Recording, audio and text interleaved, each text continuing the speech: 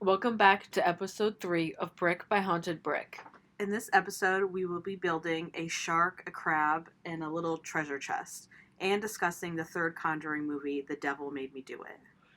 We will be discussing major plot points and details of The Conjuring 3, The Devil Made Me Do It, so if you haven't seen it yet, there will be spoilers ahead.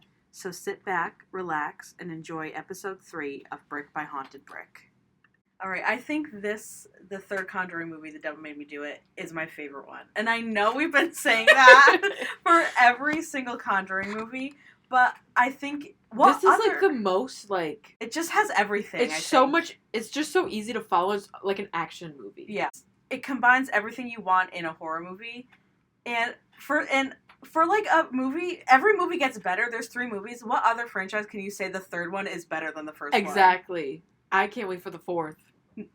I don't even think I'll be able to handle the 4th. It's going to be so good. We're going to have to go see that live in theaters. We could record the pod live in the theater and just piss everybody off around us. Live reaction, raw reaction. If we get 1,000 views, I'll pretend to get possessed in the movie theater. And I'll record it, guys. Yes. Okay, and also, no dog dies. We have dogs, but none of them die. Nope.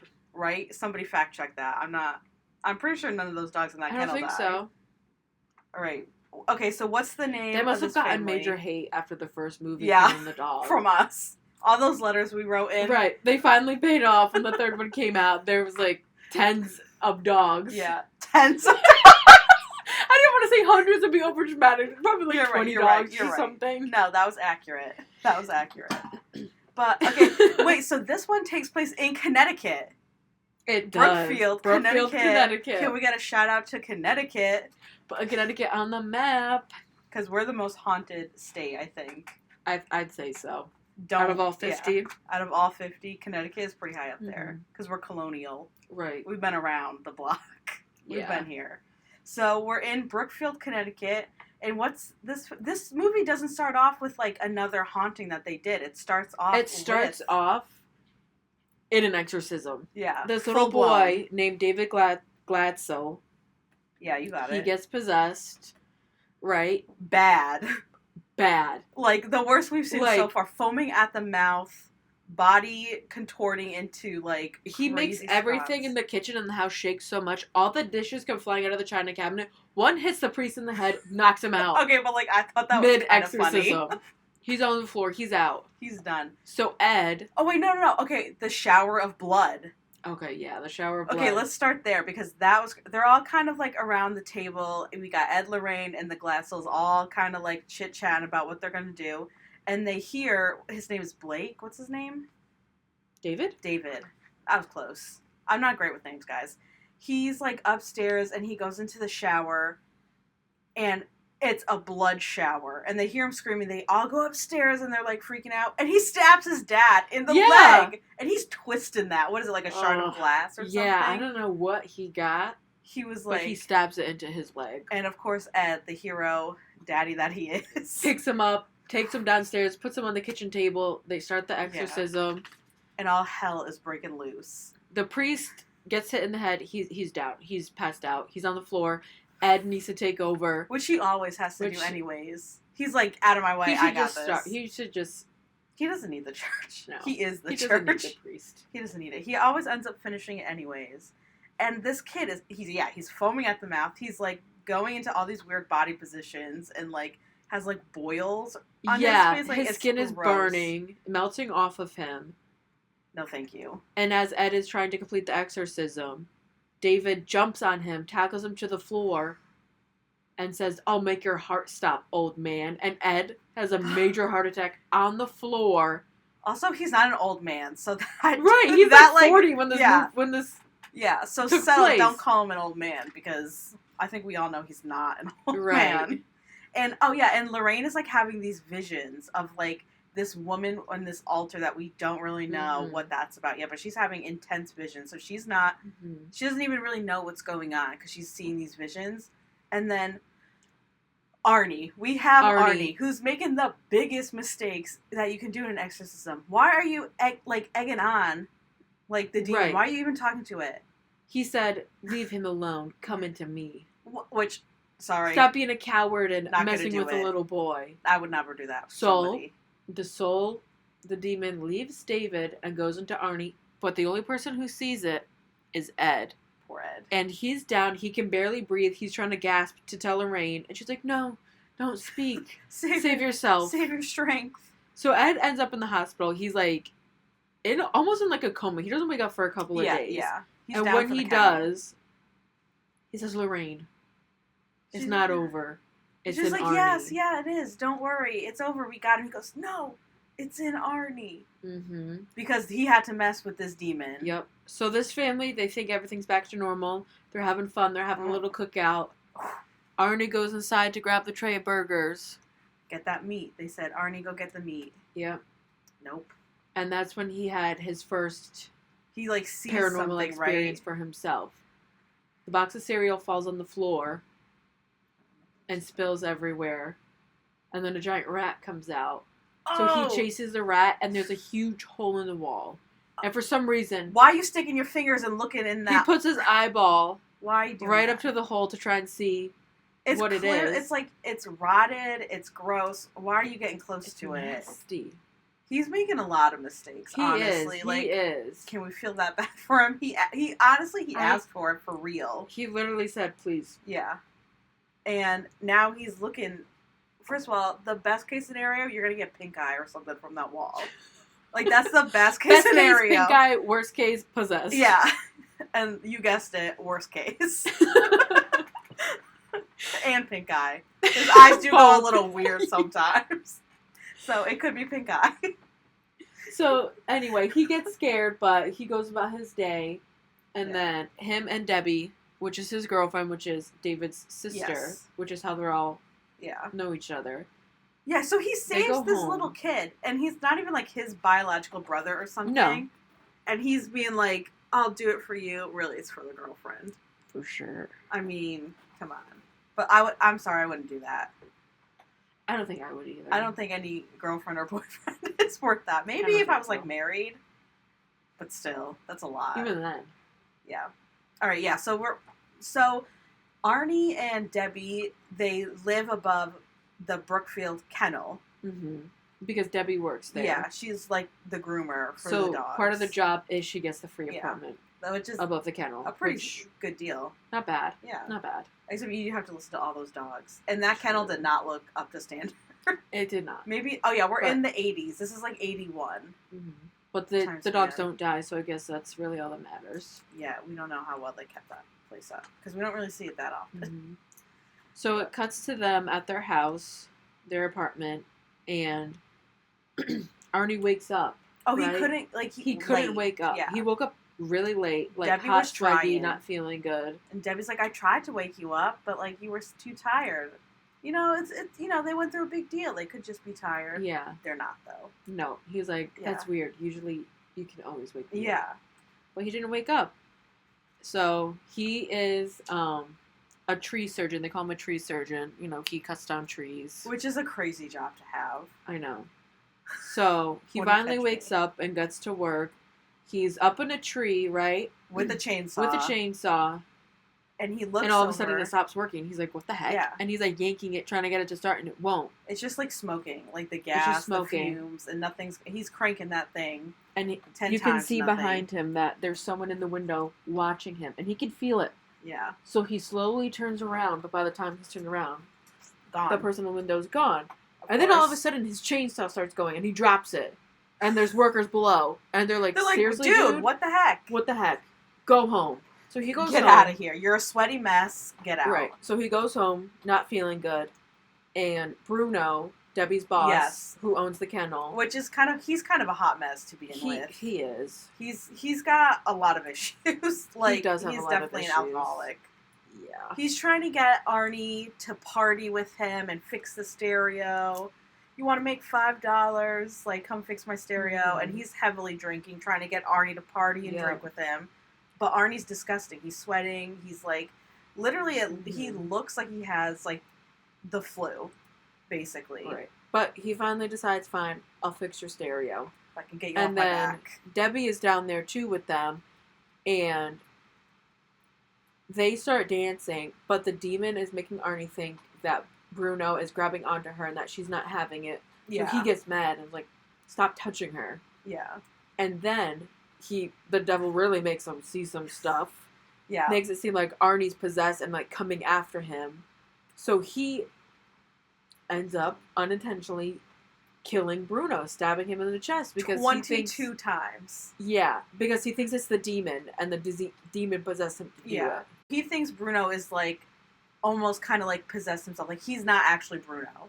He's like this weird demon looking thing who's trying to like hurt his girlfriend. So that's why he stabbed 22 times. That's crazy. Killing him. And then you see it like flashes to like Arnie walking down the street and a police car drives by. He's covered in blood. Fully covered in blood. Yeah. You okay, son? He's covered in blood. Like, eyes glazed over. He said, I think I hurt someone. And the officer's like, ew. I think you did too, sir. Yeah.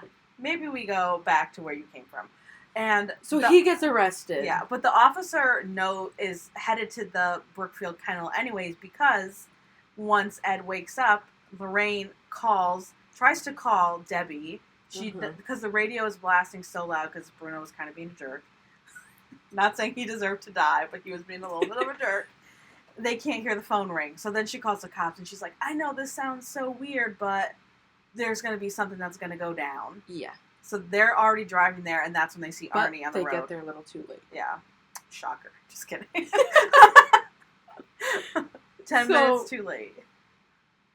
Yeah, so now they're trying to see if Arnie was actually possessed. So he's in, like, jail. He's in jail. And Ed and Lorraine are there, and they're testing him to see if there's any type of, like, demonic possession. So they're making him read from the Bible. They're showing him crosses. Yeah. And he's not reacting in any like strange way that you would think a possessed person would be acting.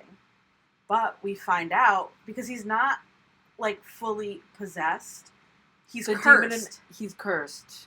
Which is a big difference in this movie than the other ones because the other ones were just full blown like possessions. This one, a curse can be broken. Right. Which is like a big plot point in this. So they go back to the Gladstone house, and they're in the bedroom, which used to have a waterbed in it, which is... Was that from a previous owner? I believe so. I believe when they moved to the house, there was the waterbed. Stop keeping people's old possessions in your house. Right. Have we learned nothing? This is a huge... JoJo, have you learned nothing? Like, literally. Stop keeping them. That freaked me out so much. So David... for whatever reason, lays down on this waterbed, starts shoving around on the waterbed, and you can see a face coming through. That gave me chills, that scene. And that's his first experience with the demon. And it kind of, like, rips out of the waterbed, right? And it grabs his arm. It grabs onto him. Like... So he's freaked out. And apparently there was water damage on the floor. Yeah. Instead of getting it fixed, they decided to put a rug on it, which... Mistake. That's not how that works, but they put a rug on it. You know, they're on a budget. It's okay. We get it. And Ed and Lorraine Warren go back to the house. And... They asked to see this damage. They lift up the rug, and they're like, this isn't water damage. Yeah, this is, like... This is something else. This is definitely not water damage. So they go outside, and they get in the... They want to check the crawl space under the house. Lorraine goes into the crawl space because Lorraine insists on going in. He's finally, like, kind of recovered. He can walk around with, like, a cane. He's, like, using a cane. He can get around, but he can't, like, go crawling into a basement. Mm-hmm. So Lorraine is kind of, like, a badass in this movie. She is. She's taking charge. Yeah, she is. She's like, hold my purse. And, like, she's, like, gets the flashlight, and she goes under, and she sees... Rats. So it was like a bunch of rats, right? It was like 50 rats. Yeah. Huge rats. That I would have turned around. I don't care. I would not have stayed. No, thank you. Oof. And then we see, this is when we first see the witch's totem. Yeah. So she gets right under where that bedroom is, and there's a demonic, like, witch's totem. It's like a old, like, animal skeleton looking thing. And it's similar to what we first see this, what is it called? The Disciples of the Rams. Mm-hmm. And that's what they used in Annabelle. They have these totems that they use, and they because they want to take people's souls. Yeah. That's because they want to give this demon a place to go so it can create chaos. And the way to do that is to get these souls. So they'll leave totems places so they can possess people. The demon can possess people to get the souls. So Lorraine takes photos of the totem, and they print a bunch out, and they send them to, like, every police department to see if anyone has seen this before, and someone recognizes it. There was this girl, was it Katie? Yeah, Katie and her friend. They go into their last scene walking into the woods, and then neither of them are to be seen again. Katie killed her friend and left the knife at the scene. So the officer, in order to test Lorraine to see if she's legit and if they can actually be of help to each other, he brings out 3 knives and says, which one did Katie use? And of course Ed is like, you don't test her like this. You don't need to do that. And she's so cash. It's this one. It's that one. And like everybody in the police station is kind of looking at her. And she's like, no big deal. Duh, it's this one. And then on their way to the crime scene, he drives past it. And she's like, you missed a turn back there. Yeah. You missed a turn. Because she just so knows. Casually. And he's like, okay, whatever. And Ed's in the back seat of the car. And Elvis is playing on the radio. And she goes, I met Elvis. And the officer was like, before or after he died? Both. She goes, both? Both. Don't test me, sir. Yeah. Do you want my help or not? Exactly. So they're in the woods. Yeah, they're running through the woods. She's looking for the murder site. And she finds it. And she gets kind of like, she has her visions that she has, and she starts stabbing the ground. Yeah. Like, violently stabbing, until even Ed is like, oh, okay, honey, like, I think we got it. Yeah. Like, and the officer is looking like, he knows that's where they found it, but he didn't tell her that because, like, he's still a little like, shaky. I'm not giving her too much info. Yeah. She needs to tell me the truth. And then her vision, she starts running through the woods because she is channeling Katie, the one who stabbed her friend. And it takes her to the edge of a cliff. And she stops. With a river underneath. Yeah. And she goes, Katie's down there. Yeah. Did you not look down there? She stops right before the cliff. And then hands come up from the cliff, take her by the feet. She's almost sliding off the cliff. Of course, Ed saves her. Of course. They're always saving each other. Of course, Ed saves her, comes in, grabs her, she pulls her back up. She saved him last time. He's going to save her this time. And she's like, oh, she's down there. Yeah. Which, I think they've looked in, like, the lake, the river, whatever it was, a bunch of times. But, of course, they find her right away. And they take her to the morgue. But they still are like, it could be someone else. So and they're like, come on. So Ed and Lorraine, they break into the morgue in the middle of the night. Them breaking into the morgue to was confirm amazing. if it's her. And Lorraine leave a note. Holds her hand to see if she can get any more visions. And she just keeps seeing the woman with the altar. Yes. That has that witch's totem that we've seen under the house. And all of a sudden, this dead body in the morgue gets up. Not just a dead body, the biggest body in the room. Like you've ever seen. The biggest body you've ever seen. Linebacker. Yeah. A naked dead linebacker starts charging at them. And Ed's like, okay, honey, it's time to break this off. Let go of his hand. And she, like, can't do it. Like, she's in it to win it. Like, she can't disconnect. Ed has to literally grab her and run out of the way, and the body just drops. It drops so hard on the ground. But, like, if I was Ed, I don't know if I could move at that point. If I saw, like, a dead body like that, I don't know. I would be frozen. But you know what? He's seen it all. Right. So he saves her. Exactly. So then they find another priest. Ex-priest. Disciples of the Ram. He was very interested in this cult, and he has a house out in the countryside, and his basement is full of, like, books and different artifacts. It's fully dedicated. Cult. It's basically Ed and Lorraine's house, but for this demonic cult. Yeah. Like, so they go to him. Stuff. So they go to him for guidance, and, you know, like, he tells them some things, thinks he's helping them, whatever. Yeah, he's like, come see the basement. So they look in the basement and they see all this stuff. Before they go in, heck? Lorraine is like, I don't want to go down there. Yeah, she didn't want to go. If Lorraine is telling me she doesn't want to go down somewhere, I'd be like, let's turn around and go. Right. If she's nothing so good brave. Happening down there. She is so brave. And she's like, I don't know she's very hesitant about going down there. And I'm like, well, maybe we shouldn't go down there. Let's just end this now. Right. But, of course, they end up going down there together, whatever. And they're kind of looking around, and also Ed wants to touch stuff, and she said, "Don't touch it." But he does touch, which I have a theory about.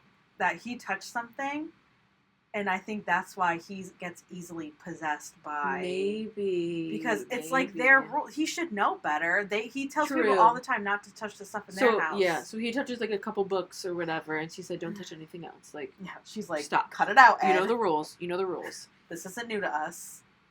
So, like, the pastor gives him some sort of information to get him off his case, right? Yeah. He's like, okay, fine. Like, he's like, let them go hunting a little bit. So they go back out, and they're trying to figure out exactly what happened. So they're at their house now, going through, like, all their notes and everything with their little crew that they work with. Yeah. And all of a sudden, they end up in Ed's office. They get, like, flowers delivered all the time, like, other families they've helped thanking them. And there's one flower pot. All the flowers are dead. They're, like, ash. They're literally, like, if you touch them, they'll just turn to ash, dust. And he goes, when did we get these? And the assistant was like, oh, like 2 days ago. So way too soon for the flowers to be dead. Yeah. So he takes the flowers out of the vase. He looks down, and there's a totem. Yep. Wait, is that before or after he gets kind of, like, taken over by... Because doesn't he get taken over? His body get taken over, and he almost, like, strangles Lorraine? And then they go looking for weird things. Maybe, yeah. Yeah, they go looking for weird things because they're like, something's wrong. Like, he just got kind of possessed and was, like, going after Lorraine. Yeah. And that's when they find the old flowers. And they're like, oh, crap. This has to be it. And then he smashes, like, the vase. And in order for the curse to fully work, it needs to happen to 3 people. Yeah. So David/Arnie was one. Katie's the other. And now Ed is her third one that she's trying to get. But they're like, we cannot let this happen. And she still technically has to get Arnie. Arnie's in prison. And he's going through He's fighting hard to not let this devil it. possess him. Yeah. And they wanted Arnie to kill himself because she needs a soul. Like, she needs one of them to, like, literally die. Yeah. And so she needs all 3 of them to die. She needs all 3. She's got 1. Technically 2. Because Katie and the friend. True, Does but Katie I don't know if the friend count? Right. Does Katie count? I feel like a soul's a soul. It should count. True. Not that, like, I'm saying I'm glad that they both died from the demon. True. But yeah, so they find a totem in the house. The witch's totem. And they're like, and Lorraine's like, I gotta go back to this priest's house because he's gonna know how to help us. Yeah. So she goes by herself. Because Ed is a little still too, like, weak to be going all over the place. So she grabs the keys and runs, doesn't even give him a chance. Nope. She drives there, right? And she's talking to him. And everything comes out now. Everything comes out. Everything. The priest is like, listen, I had a daughter. Her mom died during childbirth, so I had to raise her in secret. Yeah, because I think she's behind this. Yeah. You need to hide. Like, she's coming. Yeah, she was too obsessed with the occult because her dad was. Isla?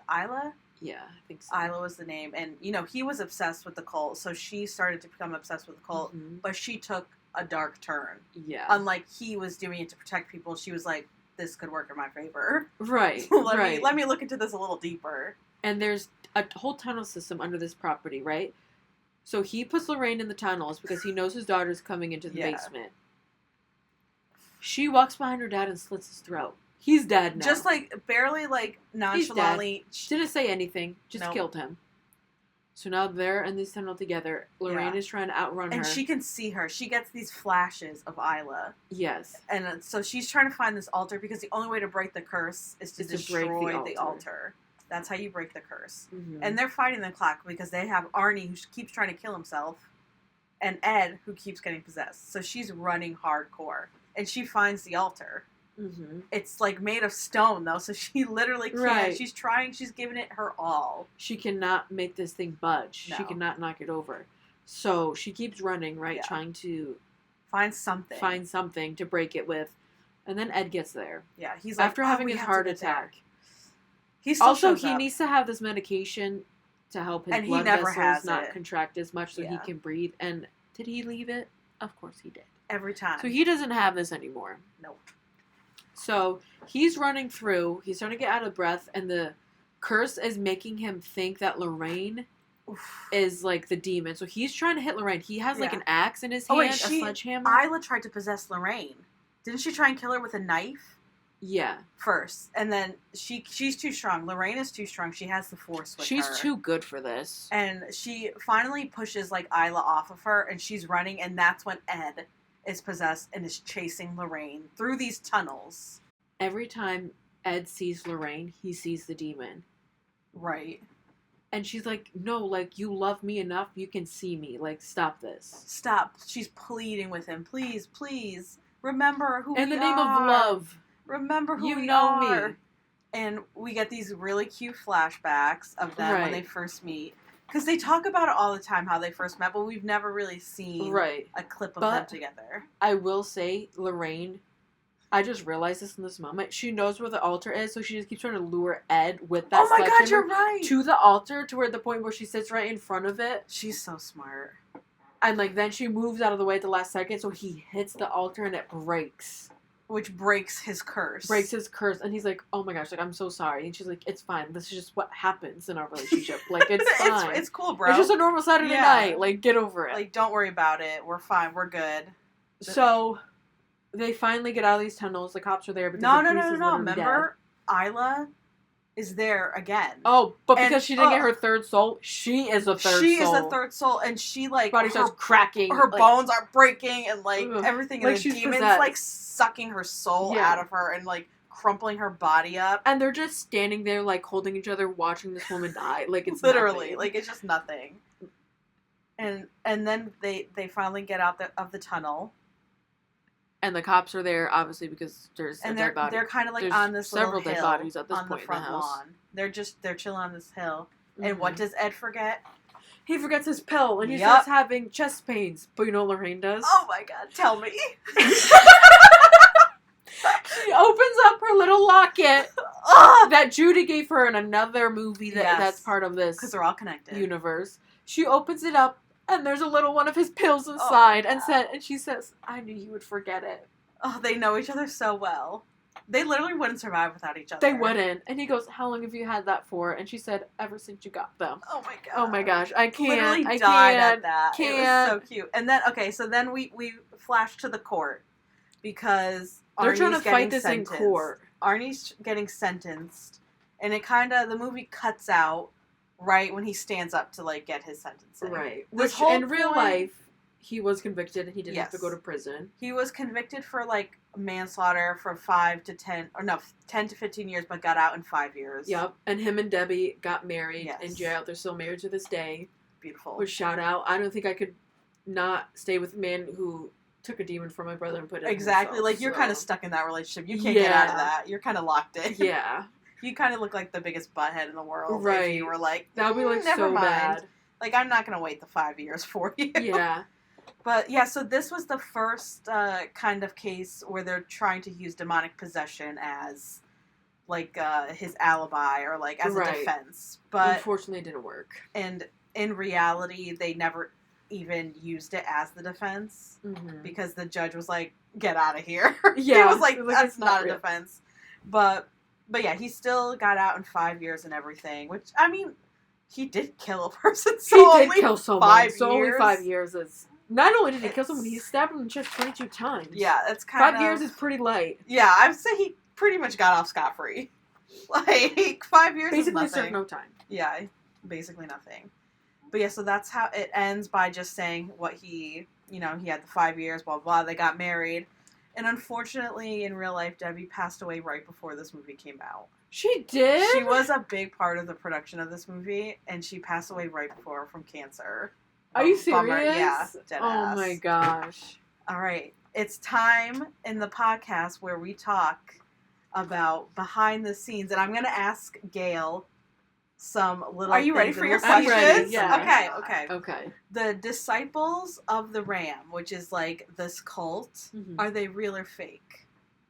I'll say real. Eh, They're fake. they're fake. And we first see them in Annabelle when that couple kills the people next door. Yeah. They do it for Charles Manson because they think that if they kill these people for Charles Manson, that he will release the demons that will create chaos in the world, which is their goal, is to Okay. create chaos. Okay. But yeah, Charles Manson, real. Disciples of the Ram, fake. But Okay. they sound like they would be a real cult back in that day. Like, you know? Right. So was this whole storyline just made up then for the movie? The Disciple of the Rams part was. But were they actually cursed? I think so. Ed and Lorraine thought so. Okay. But I just think they added, like, the Disciple For, of the like, Rams part for the movie. Cinematic effect. Yeah. Which, Okay. you know, they gotta That's add valid. a little That's zhuzh valid. to it. You gotta do what you gotta do. Okay. Next. How many people do you think blessed this third movie? You know how in the second one they had to get somebody to bless the set? How many people do you think came to bless the set? Is it like a big number? No. I feel like it's 4? Is that your final answer? Yes. It's 3. I was You gonna were guess so 3. close. But I think they do 3 for the Holy Trinity. Okay. This is my theory. This was not. That makes this sense. isn't fact checked. This is my theory for the Father, the Son, and the Holy Spirit. That makes sense. Because we see references to that in the whole movie, so I think it's important. The 3 knocks in the first movie. True. You know. Yeah. Okay. Did the little boy who played David? Did he do the contortion work during the exorcism? Was it him? I feel like there's no way. Like the human can't bend that way. But I guess yes. No. He didn't? No, he didn't. But somebody did do it. It was a woman. How? She was a contortionist, so she was literally able to move her body in those creepy ways. So it's not CGI. Oh my gosh. It's legit a human being doing those. It's just not the little boy who played. Okay. But yeah. That's crazy. That was the last one I had. That's crazy. That's I can't nuts. believe someone can actually do that. Yeah, because they fully pretzeled themselves. Like the way, there's no way that, I thought there's no way that's real because, yeah. like the way the bone, your bones don't move. Like, they must. Being flexible is one thing, but your bones can't move. I know. You can't fold your bones. Evidently, she this did. person could. Shout out to her. Shout out to her. I wish I had her name, but I don't. It's okay. Drop it in the comments. Maybe she's watching. Maybe Ed and Lorraine. Patrick Wilson. Ed and Lorraine are definitely watching from Beyond the Grave. Yeah. They're watching us. And Patrick Wilson and Vera Farmiga. Yep. One day. They're having a little date tonight. I would die. Even though I think they're both married. I hope. You know they belong together. I know. I'm sorry. Every Thursday they have a date to watch Brick by Haunted Brick. Oh my god, yeah, they do. They sneak away from their real families. They FaceTime each other while they watch. Yeah. Also, one day they'll be FaceTiming us. I know. No, one day they'll just be in the studio. Oh my god. In the studio in Mamie's basement? Yeah! They'll come to Mamie's house and they'll do a haunted investigation here to see if Grumpy's actually here. Yeah. Oh my god, that would be pretty cool. Oh my gosh, yeah. But yeah, so the next Conjuring movie comes out in September. So in the meantime, we'll be doing we gotta do this whole franchise. So we're gonna do Annabelle and we're gonna do The Nun. Is there any other things? Amityville Horror technically is kind of in this it's realm. like an Ed Lorraine Warren case. So I feel like why not? So I feel like we should put that in with these. Yeah. Thank you guys for watching another episode of Brick by Haunted Brick. Make sure to follow us on Instagram and TikTok for more content throughout the week. We'll see you next Thursday. We'll be discussing Annabelle.